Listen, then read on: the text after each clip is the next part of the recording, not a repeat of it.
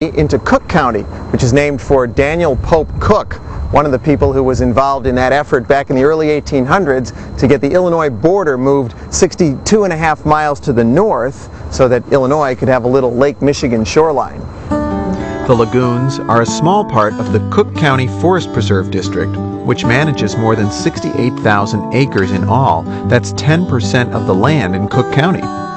The forest preserves were envisioned by some forward-thinking people about 100 years ago who correctly predicted that sprawling development would someday wipe out most of what nature created here. In 1916, after 10 years of legislative and court battles, Cook County began acquiring woods, grasslands, marshes, and savannas.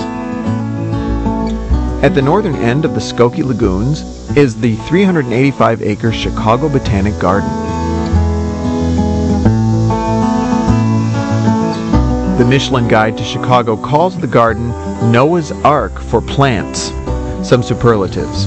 There are 1.5 million plants and 75 acres of water, 23 specialty gardens, and 3 native habitats. 800,000 people visit every year. Programs include children's and adult education and horticulture therapy.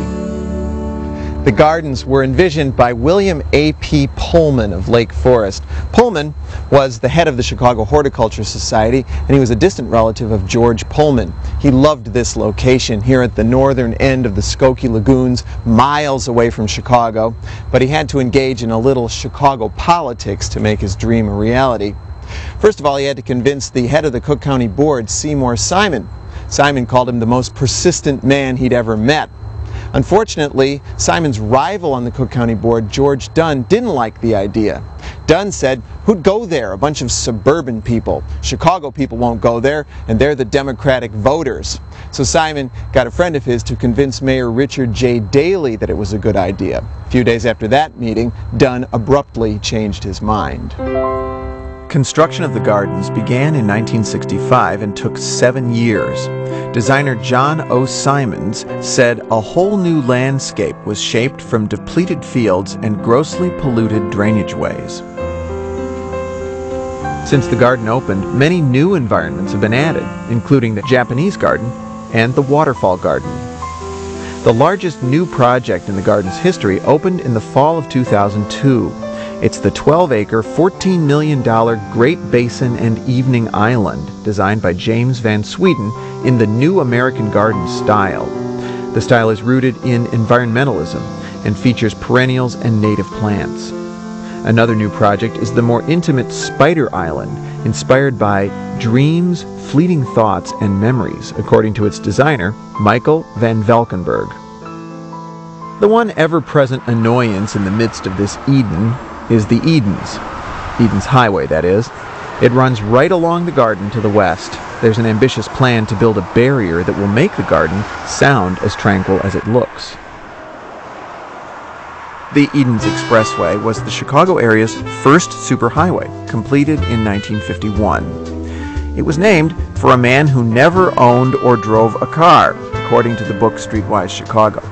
Banker William G. Edens headed the Illinois Highway Improvement Association way back in 1918. The group convinced the state to spend $60 million to pave the roads. It seemed like a good idea at the time. Before the Edens was built, the main highway on the North Shore was Sheridan Road. The familiar twists and turns were not originally intended. It was conceived in 1889 as a broad boulevard extending Chicago's Lakeshore Drive all the way up the North Shore. But getting all the communities to agree proved impossible. Promoters tried to get the federal government to support it as a military highway to quickly get troops from Fort Sheridan to the city, but the Secretary of the Army said it was unnecessary. So today, instead of running along the lakeshore, Sheridan Road winds its way through neighborhoods and deep ravines.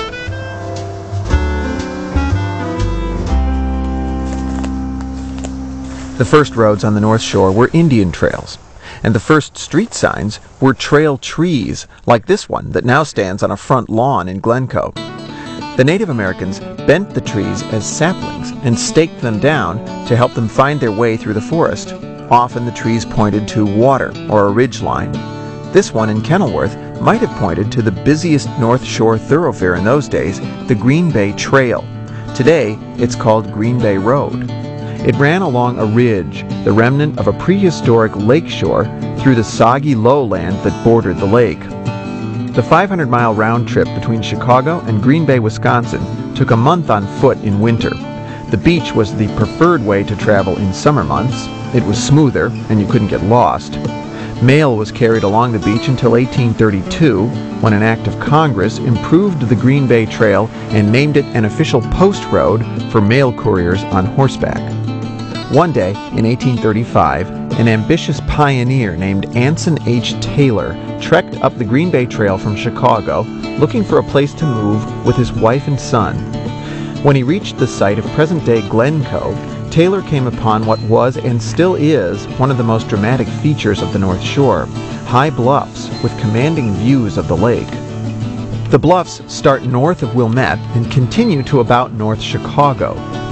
Today, some of the most expensive homes in the Chicago area perch atop these bluffs with stunning views and long stairways leading down through the trees to private beaches below. If you're not wealthy enough to own a piece of the bluffs, you can still enjoy them at public parks in several shoreline suburbs, including Highland Park, Winnetka, and here in Glencoe. This is where Anson H. Taylor staked his claim in 1835.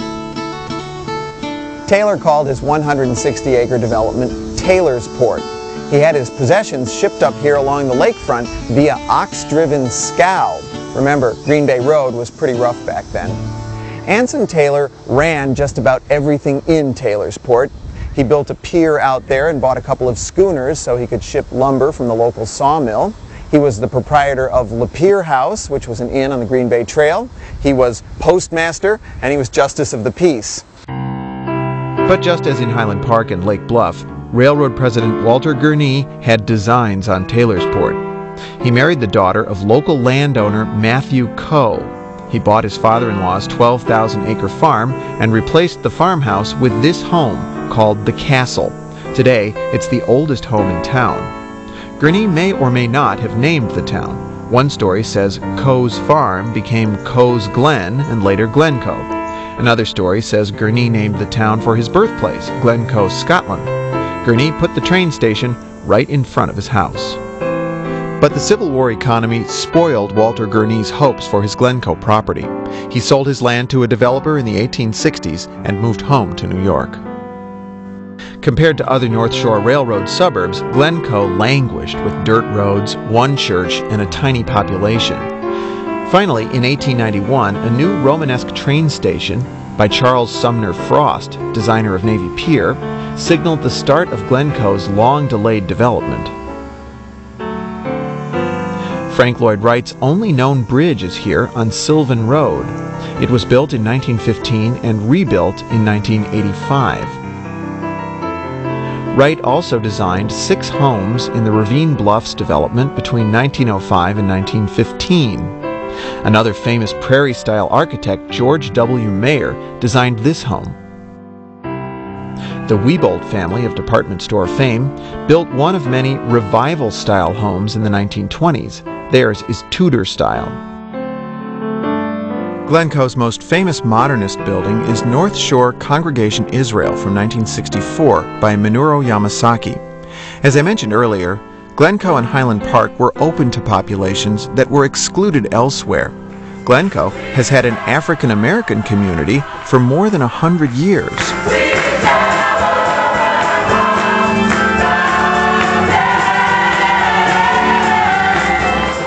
St. Paul AME Church dates back to 1880 and is still going strong.